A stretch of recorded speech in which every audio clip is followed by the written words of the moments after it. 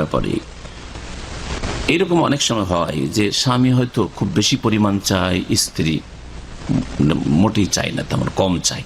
তাহলে কতটা পরিমাণ স্বামীর দাবি করার অধিকার আছে? জি, বছরে একবার, বছরে 4 বার, মাসে একবার, হ্যাঁ মাসে একবার অথবা সপ্তাহে একবার বা দিনে একবার বা দিনে 2 বার, কতবার? জি, এ সম্পর্কে কি জানা আছে আপনারা বলেন? মাশাআল্লাহ অধিকাংশ লোক বিবাহিত, তাই না? বিবাহিত জবাব দিন যতটা প্রয়োজন। মাশাআল্লাহ একটা ফতোয়া পেলেন, স্বামীর প্রয়োজন দিনে 3 বার, স্ত্রী পারে না, অসুস্থ, জুলুম হবে না? সেই ফতোয়া ঠিক হলো তাহলে উভয়ের সম্মতির মাধ্যমে, উভয়ের সম্মতির মাধ্যমে। স্ত্রী সুস্থ, তারপরে বলছেন না সপ্তাহে 2 বার, বাস, তখন কি করবেন? তাহলে উভয়ের সম্মতিতে হইল না, ওর উভয়ের সম্মতিতে সপ্তাহে 2 বার সুযোগ পাওয়া যাচ্ছে, কি করবেন? হ্যাঁ বলেন, তাহলে এই ফতোয়া ঠিক হল না, হলো?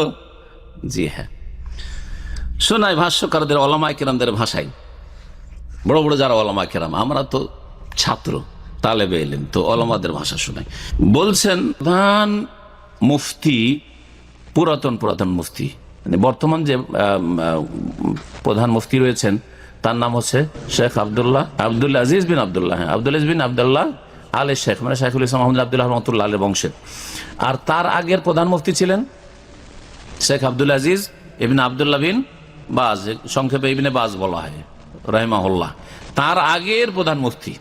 জি জি, বাদশাহ সৌদের যুগে, বাদশাহ ফয়সালের যুগে যিনি প্রধান মুফতি ছিলেন, জি, বাদশাহ খালেদের যুগে প্রধান মুফতি ছিলেন রাহিমাহুল্লাহ। তার নাম হচ্ছে মোহাম্মদ বিন ইব্রাহিম আলী শেখ, মোহাম্মদ বিন ইব্রাহিম, খুব প্রভাবশালী ব্যক্তিত্ব ছিলেন। তিনি বলছেন ওয়ালাহুল ইকসারু মিন যালিক, এখন সর্বনিম্নটা জানার পরে বেশি কতটা, দিনে কতবার বা সপ্তাহে কতবার, এই ক্ষেত্রে বলছেন ওয়ালাহুল ইকসারু মিন যালিক, স্বামীর জন্য বেশি বেশি সহবাস করা জায়েজ রয়েছে এবং অধিকার রয়েছে।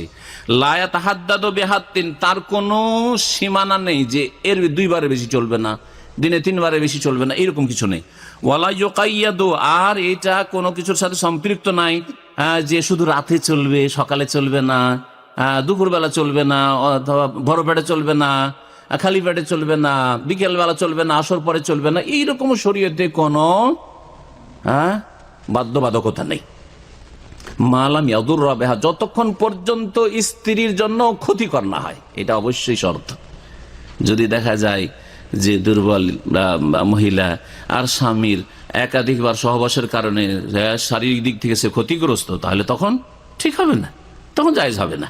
এই জন্য মালাম ইয়াদ, যদি স্ত্রীর ক্ষতির আশঙ্কা না থাকে তাহলে এর পরিমাণের ক্ষেত্রে, কতবারের ক্ষেত্রে নেই, আর কোন সময় যাবে, সময়ের ক্ষেত্রে কোনো সময় সীমানা নেই। ফাইন আযাররা বিহা ফালা, যদি ক্ষতি হয়, বেশি সহবাসের কারণে ক্ষতি হয় স্ত্রীর, তাহলে জায়েজ হবে না, ক্ষতি করা জায়েজ হবে না। কারণ শরীয়তের নীতিমালার একটি হাদিস রয়েছে, লা দারারা ওয়ালা দিরারা, নবী কারীম সাল্লাল্লাহু আলাইহি ওয়াসাল্লাম বলছেন লা দারারা ওয়ালা দিরারা, নিজেরও ক্ষতি করো না এবং অন্যেরও ক্ষতি করো না, নিজেরও ক্ষতি করিও না এবং অন্যেরও ক্ষতি করিও না। আপনি নিজের যেমন শরীর স্বাস্থ্যের খেয়াল রাখবেন, তেমন আপনার স্ত্রীর শরীর স্বাস্থ্যের খেয়াল রাখা ফরজ, আবশ্যক। হাদিস মুসনাদ আহমদে রয়েছে, ইবনে মাজায় রয়েছে, আরো হাদিস রয়েছে আবু দাউদ, নাসাই, তিরমিজি, ইবনে মাজায়। মান দারাহুল্লাহ, যেই ব্যক্তি অন্যের ক্ষতি করবে আল্লাহ তার ক্ষতি করবেন, যেই ব্যক্তি অন্যের ক্ষতি করবে আল্লাহ তার কি করবেন? ক্ষতি করবেন। সুতরাং যদি দেখা যায় যে স্ত্রীর ক্ষতি করছে নিজের যৌবনের তাড়নায়, তাহলে আল্লাহ তার ক্ষতি সাধন করবেন, আল্লাহ তার কল্যাণ করবেন না, এদিকে খেয়াল রাখতে হবে। আশা করি এই বিষয়টি মোটামুটি যথেষ্ট হয়েছে।